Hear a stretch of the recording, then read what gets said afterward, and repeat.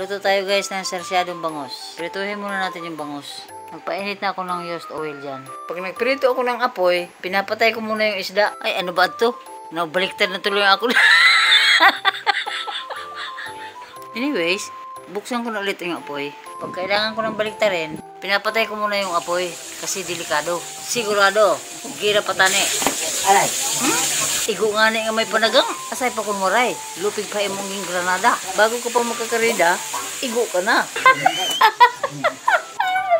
Ayan, naunin muna natin. Tapos magigisan na tayo. Ayan, lagay muna tayo ng mantika, sibuyas. Tapos, kamatis. Lutuin muna natin yung kamatis ng kaunti para lumabas yung kanyang katas. Tapos, lagyan natin ng kaunting toyo. Luluin. Tapos, tubig.